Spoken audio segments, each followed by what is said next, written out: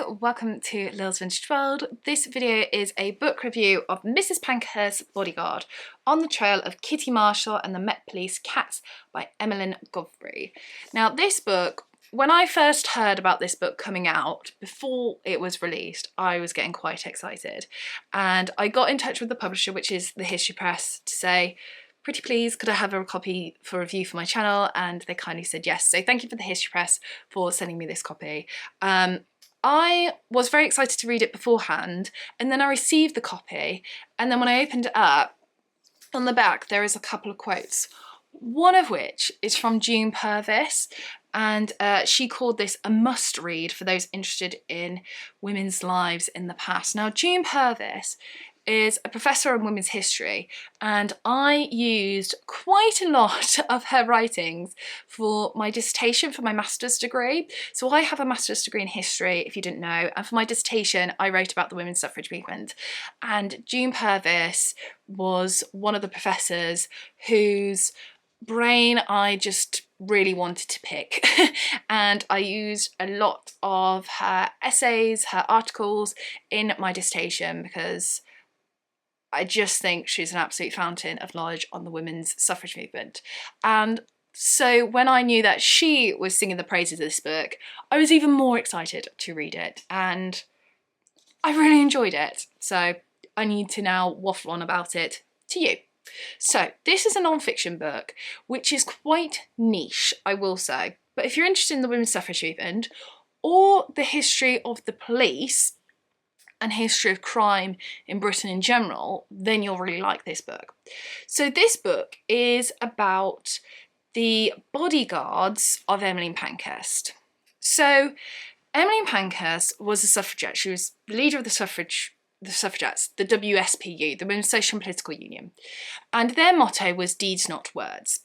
And essentially what that meant was it's not going to be what the suffragists had been doing for decades, which was through education and the pamphleteering and collecting signatures. It wasn't going to be that got women the vote. That's what she was certain of.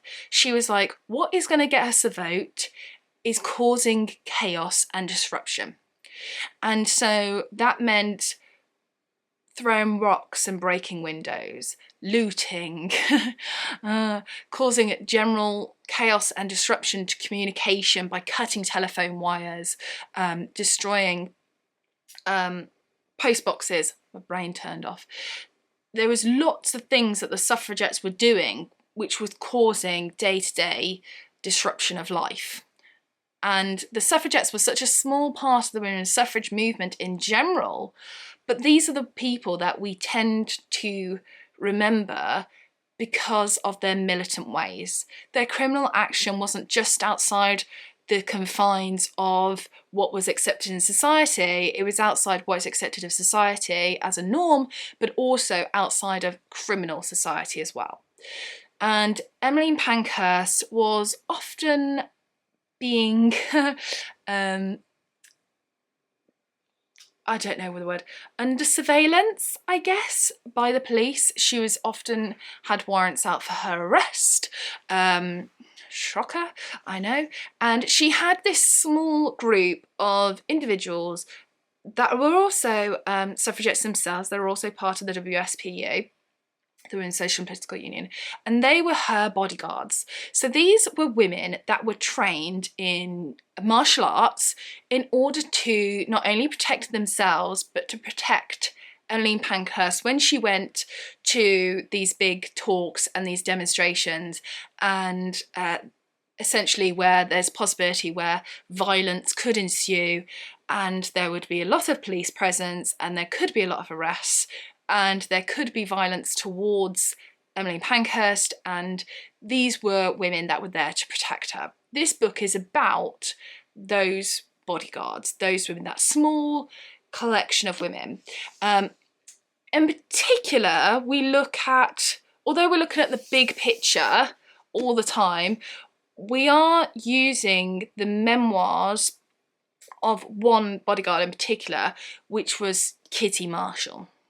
So Kitty Marshall, at the end of her life, she was speaking to her friend, and she didn't want to die with all of it in her head.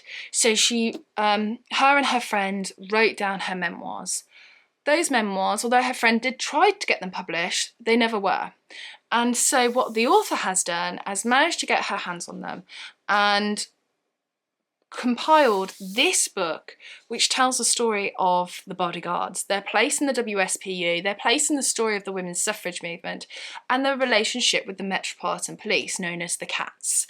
Because, of course, there was the Cat and Mouse Act, which essentially, I know I'm waffling, which was an act in which women were, well, not just women, because it's not just women suffragettes, although technically they were men's. You had to be a woman to be a part of the WSPU, but there were men's alternatives. You know, there were men's groups that were equal to it, so to speak. So what would happen is, if you went into prison for whatever you got up to in part of your campaign for suffrage, you often, as a suffragette, went on hunger strike. This went down really badly in the public. So what the government decided to do was the Cat and Mouse Act, which was the police would release the prisoner, wait until they recovered a couple of weeks or however long it took, and then the cats would rearrest them. So the police would rearrest them. And there is this very famous poster, and it was a cat holding a suffragette in its mouth like a mouse. Hence the Cat and Mouse Act. Ta-da! And in particular, we talk about one police officer, which is Detective Kitchener, who was part of the Metropolitan Police. This book was fascinating. As I say, it is quite niche, but it's one of those books that helps to fill in the gap of the women's suffrage movement. There are increasing books getting published in the women's suffrage movement, that there is so much more information that needs to get out there. There really does. When I was doing my dissertation, I was like, there's so much stuff. And I could have carried on writing my dissertation for another like 5-10 years. There's so much stuff that's available. And there's so much more information that needs to get out into the public. And The Bodyguards of Emelyne Pankhurst is just a mere drop in the ocean. But I'm so glad that this is here, because this is telling their story. I would love to know more Bodyguard stories, like more individual stories. I'm guessing Kitty Marshall was used because her memoirs are there. Perhaps others don't necessarily survive as well as Kitty's have done over the years. But it was really wonderful to tell her story and the story of the Bodyguards too. As I said, we do predominantly talk about the Bodyguards in general, but we're talking about a group of people, and I feel like what the author does so well throughout the whole book is to really set the scene. I think it's very difficult to talk about one individual in a group because you have to talk about the group.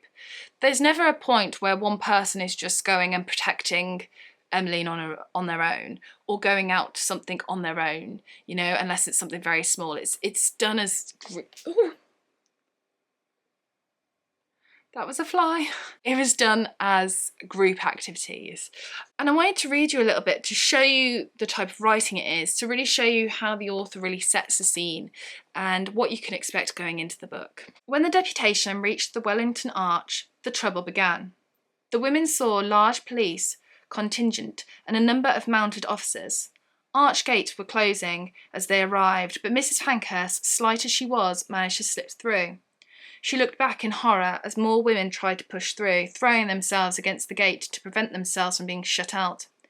Mrs. Pankhurst could not help admiring the determination of these bleeding and bruising women in what appeared to be a tough fight of hundreds against thousands.